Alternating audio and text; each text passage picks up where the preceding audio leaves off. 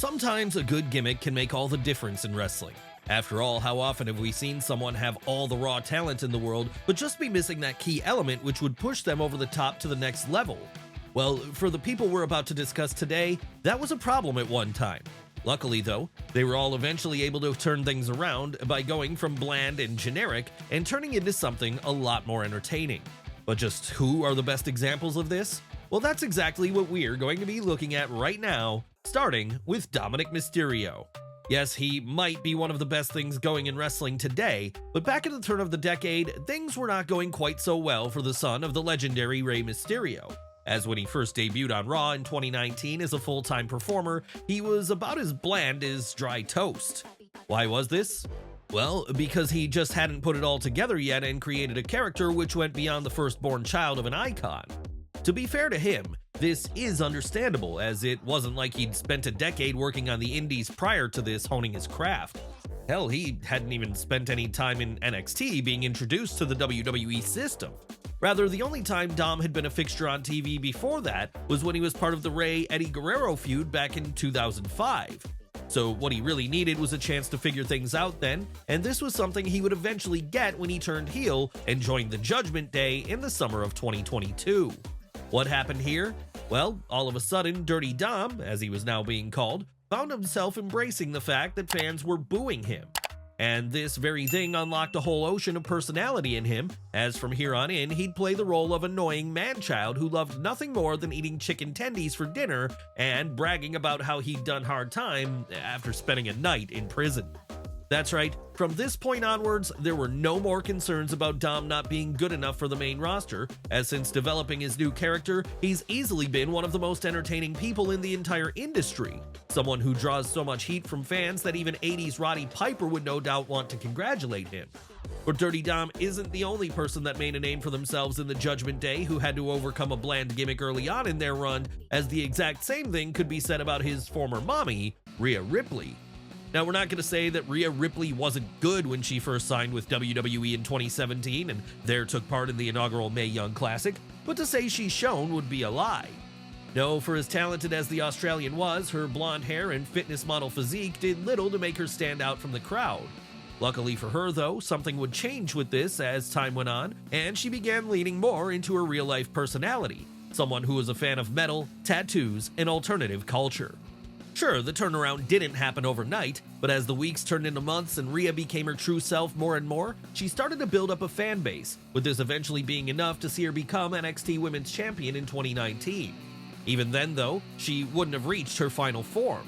No, that wouldn't come until, following an uninspired early main roster run, she developed the character of Mommy, a modern-day Chyna who quickly became the most important figure in her division and one of the breakout stars under WWE's new Triple H-led era. Seriously, if you were to list all the biggest stars in all of wrestling today, male or female, then Rhea Ripley has to be in the top 5. And as time goes on, her popularity only seems to be growing larger as more and more people find out about her take charge gimmick and fall in love with it. How high will she rise from here? The sky truly is the limit. At this point, we honestly wouldn't be surprised if she ends up becoming the biggest star in all of women's wrestling history, even more so than Trish Stratus or Becky Lynch. Of course, not every character turnaround has to lead to someone becoming such a huge star, though. No, some can be more quiet than that. And if you need a perfect example of this, you only have to look to our next subject, Leif Cassidy, and the time he turned into Al Snow. Yes, the mid-90s were a dark time for WWF. After all, this was the era of gimmicks like the Goon, Duke the Dumpster Droese, and Mantar.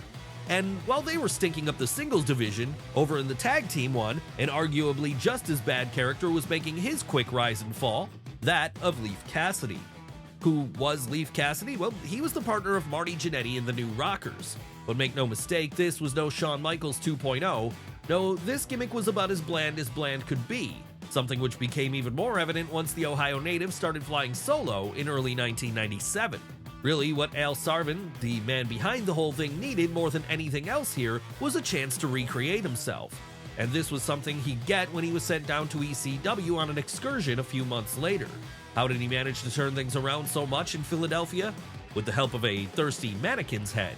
That's right, after getting some head and seemingly going mad in the process, Leif Cassidy fully transformed into Al Snow, a Philly favorite who got even more over once he rejoined the WWF roster in 1998, as with this being the point the company was starting to go in an edgier direction, he fit in perfectly. All he had to do now was bring Head down to the ring and fans would go crazy for him in his brawling style, with this making him a perfect fit for the then burgeoning hardcore division. Sure, you could argue that everyone on the roster was over in 1998 as WWF was just that hot, but none of this should take away from the fact that Al Snow deserved all the success he got on account of how much he turned things around in terms of his gimmick. Need we remind you that only a year prior he'd been caught in the death spiral with Leaf Cassidy? And Al Snow wasn't the only ECW alumni who did this during the late 90s, as just a couple of years later, we'd be seeing the same thing happen when Stevie Richards transformed into Steven Richards, leader of the Right to Censor. Now we know Stevie Richards wasn't exactly what you'd call bland in Paul Heyman's Extreme promotion back when he worked there between 1994 and 1997, though he was pretty entertaining, especially when he was part of the Blue World Order alongside the Blue Meanie and Nova. But once he joined WWF in 1999, none of that personality seemed to come along with him, as he quickly found himself lost in the undercard. For a lesser performer then, this could have marked the end as he continued to spiral until he was inevitably cut from his contract. But luckily for Richards, in 2000, things started to turn around for him, as this was the point he was given the role of moral crusader looking to clean up the company. Not that he was alone in this crusade, of course. No, he had help from a whole crew of followers. But make no mistake, when it came to the RTC, Steven Richards most certainly was the leader, and that was evident every time he took the mic and spoke on the group's behalf, usually by lambasting fans for enjoying characters like Val Venus and The Godfather, or by criticizing WWF by creating such characters in the first place. Yes, the whole thing was a wink and a nod parody of the Parents Television Council, an advocacy group who was trying to get WWF taken off the air at the time on account of their raunchy content. And Richards played his role perfectly here by being so annoying that it was impossible not to hate him. Seriously, so good was he as the leader of RTC, if you look back on his career today, it might be the thing you think of first. It's certainly the most successful run he had in the WWF, that's for sure. And the most notable thing he did outside of that was the time he absolutely obliterated JBL with one of the sickest chair shots in history in 2005. But what if, unlike Stevie Richards and Al Snow, even your initial ECW character wasn't enough to get you over, as it was deemed to be just too bland by fans? What do you do then? Well, if you're our next subject, Tommy Dreamer, you transform yourself into the innovator of violence. Yes, while Tommy Dreamer might be seen as the promotion's heart and soul today, its truest babyface star, this was not always the case. No, during his early run there in 1993 and 1994, the Yonkers native was seen as a little too clean-cut and pretty to be taken seriously by the Philly faithful. That's right, he was to ECW fans back then what John Cena would later become to WWE fans during the PG era, someone who could not be seen as a badass. And with Paul Heyman's brand being all about who could be the toughest, this created a lot of problems for Dreamer early on. It's just as well he had a plan to overcome this then, a plan which would famously involve him losing a Singapore cane match to the Sandman, and from there taking 10 lashes to the back as punishment. And given these were very real lashes from a very real cane, fans were suddenly able to see the New Yorker in an all-new light, with any of his old clean-cut sheen falling away in that instant. What happened following this? Well, now accepted by the notoriously hard-to-please audience, Tommy Dreamer became the biggest babyface ECW had, the truest representation of what they were trying to create as a promotion, a place where all the misfits from elsewhere could thrive. And this understandably led to his confidence growing even more as he became a hugely entertaining performer for the first time, entertaining enough that he continued to remain over long after ECW folded and he was forced to find work elsewhere in places such as WWE, TNA, and his own indie promotion, House of Hardcore. But let's move away from the 90s for a moment and back a little further to the first boom period of the 80s, as it's there we find our next subject, the man who would start out as plain old Rick Martell and who would later morph into the Model. Yes, Rick Martell was very successful before he ever found his more well-known incarnation. Hell, he was a one-time AWA World Heavyweight Champion, as well as being a tag star with numerous partners. But for as much success as he had back then, he was always going to have a ceiling, especially in 80s WWF, a place where larger-than-life characters were more important than anything else. So that's why he should thank his lucky stars then that in 1989, Vince McMahon would develop an all-new gimmick for him, one of a fashion-obsessed narcissist who liked to laud not only his good looks over everyone, but also his signature scent, arrogance.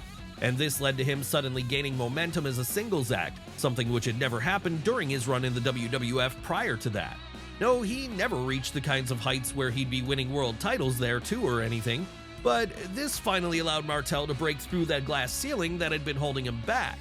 In fact, so much higher up on the card would he be now, he'd even find himself getting into notable feuds with the likes of Jake the Snake Roberts, Shawn Michaels, and Tatanka. Would this have been possible if he'd remained under his plain old Rick Martel guise? It's unlikely. No, had he done that, then the high likelihood is that he would have sputtered out long before the golden era ended. But he didn't. No, with a little help from a more colorful gimmick and his trusty atomizer, the model was able to thrive in the golden era all the way through to a period where WWF was transitioning into its new generation era. Sure, by the time the new gen era was in full swing, he'd be mostly gone, with him reduced to making the occasional on-screen appearance, but at least by that point, there was someone who could take his place in the role of once bland character who eventually turned things around. Who are we talking about here? Why, Dan Spivey and his transformation into Waylon Mercy. Now, in the wake of Bray Wyatt's tragic death, there has been a lot of made about the different inspirations Wyndham Rotunda had for his many great gimmicks over the years, with one of the most talked about out of all of these usually being Waylon Mercy. After all, with his Deep South cult leader style mannerisms and his similarities to Robert De Niro's portrayal of Max Cady in Cape Fear, it's not hard to see where the origins of the Bayou heel came from in Wyatt's mind. But had it not been for Mercy making a major character shift of his own during the mid-90s though, Bray may never have gotten such inspiration, as prior to being the quiet talking killer, Dan Spivey had been floundering. That's not to say he had no success during the late 80s and early 90s, of course. No, he did have decent runs in tag teams such as the US Express, the Varsity Club, and the Skyscrapers in both WWF and WCW. But when it came to him achieving anything higher than that, well, he just wasn't deemed to be someone with enough personality for this. How little did we all know then that, when given the chance, Spivey would be able to create a truly unique character, one which, had it come around during a different era, would probably be treated with a lot more reverence than it is today. During the mid-90s, however, people just weren't ready for what he was offering them yet. But that shouldn't take away from the fact Waylon Mercy was such an upgrade from what Dan Spivey had been doing previously, and that it showed just how much talent for creating a compelling gimmick he had hidden away within himself. So compelling was it, in fact, as the years have gone on, Mercy has become recognized more and more for being great. But not every great character has to wait so long to be so fully appreciated. No, some are recognized for their greatness at the time. And this was especially true of the time Flying Brian Pillman became the loose cannon. Now again, like with Rick Martel, we're not going to say Brian Pillman wasn't great back during his Flying Brian days in WCW. That said, for as great of a wrestler as he was, there wasn't a huge amount in terms of character that the Cincinnati native had going for him during the early 90s. No, things wouldn't truly change for him in this respect until late 1995, early 1996, as that was when he began transforming into the loose cannon. Who was the loose cannon? Well, he was a crazy character who blurred the lines between fiction and reality so much, even his peers often had no idea what was real and what was fake. And this extended to his boss Eric Bischoff too, most obviously during the incident where Pillman managed to convince Bischoff to give him a legitimate release in order to sell an angle, a release he then used to sign a bigger money contract with WWF. Unfortunately though, before he could ever step foot inside of a WWF ring, a pretty severe ankle injury picked up during a car crash hampered what the Ohio native was able to do in the ring, and this meant the loose cannon character was never able to hit quite as hard as it could have come 1997. But this doesn't mean it wasn't still a huge success even with those limitations attached to it, and it doesn't mean it wasn't also hugely influential. After all, there's a reason you see so many different wrestlers trying to blur those lines themselves today, and that reason is they were all Brian Pillman fans back in the day. Yes, were it not for him, you wouldn't have gotten stuff like CM Punk's pipe bomb in 2011. One person who doesn't seem to have much influence on Phil Brooks though is our next subject, another person who went from bland to entertaining with one simple character change, the one, the only, the Hurricane. Stand back, there's a Shane Helms coming through. It doesn't quite have the same ring to it, does it? And that's part of the reason why, while he was to some degree a success in not only WCW's Cruiserweight division during the late 90s, but also the early days of WWE's Cruiserweight division during the Invasion, he always had a ceiling placed directly above his head back then. So it's just as well Helms was eventually able to break through this glass ceiling with a more colorful gimmick. Yes, it was in mid-2001 that he'd begin appearing as a cape and mask-clad superhero who went by the name of the Hurricane. Obviously then, this quickly turned the Cruiserweight into a huge success in the WWE system and helped him to reach greater heights than he could have ever dreamed of, with the biggest height he reached probably being the mini feud he had with The Rock on Raw in early 2003. Would he have still gotten to this level if he was still Sugar Shane Helms, former member of 3 Count? Not a chance in hell. No, it was only something as fun as the Hurricane that was going to get the North Carolinian up to that next level. A level which would see him stay over with fans for the rest of his career as he took the gimmick everywhere he went, whether that be TNA, AEW, or the Indies. Honestly, while he might never have been a full-blown main event star in his Caped Crusader guise, the sheer level of power-up this represented for Helms' career has to rank him as one of the most successful examples of someone turning things around. As again, while he was good in his original incarnation, he was never going to go very high up the card with it once WCW died. And he certainly wouldn't be someone still capable of making cameo appearances today and providing a laugh for fans in the process. Of course, while the Hurricane was certainly one of the best high flyers of his day though, even he'd admit he might find it hard to keep up with some of the athletics going on in the industry now, some of which can be seen in our next subject, Axium, the man formerly known as A-Kid. Now, when you look at the list of Spanish-born wrestlers who found success in WWE, it's not going to take a long time to read it, as it begins with Kane and then carries on over to its last entry, Axiom. But early on in his run, it wasn't always a sure thing that Madrid native was going to be a hit in the Fed, as in his original incarnation of A-Kid down on NXT UK, he was deemed a little too bland by many to truly break through. Sure, he was a great high-flying wrestler, but there are a lot of those today. So to stand out from the pack, you have to be more than this, and winning the NXT UK Heritage Cup alone wasn't going to be enough to make A-Kid stand out.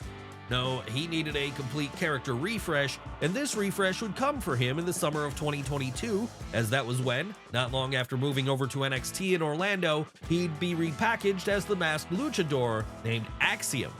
Obviously then, it's easy to see why this one got more over, as while his in-ring didn't change much, Axiom now felt like a bigger deal on account of his new and improved look. And with him finally getting the formula down here, it was all success going forward, as over the next couple of years, he'd rise up the ranks of 2.0 by becoming a one-time tag team champion with Nathan Frazier. Will he continue this run of success once he's inevitably called up to the main roster? That remains to be seen. But one thing is for sure, he has a much better chance to make it on either Raw or SmackDown under his Axiom moniker than he ever did while under his A-Kid one, because as we all know, the gimmick matters. So now that he has a better one, it should allow him to rest a lot easier at night. But then the same could be said about everyone we've discussed today, because they all managed to create a better gimmick for themselves than that of the bland one they started out their careers with. And this was a benefit to not only them in the long run, but also all the fans who had fun watching them do their thing in the ring.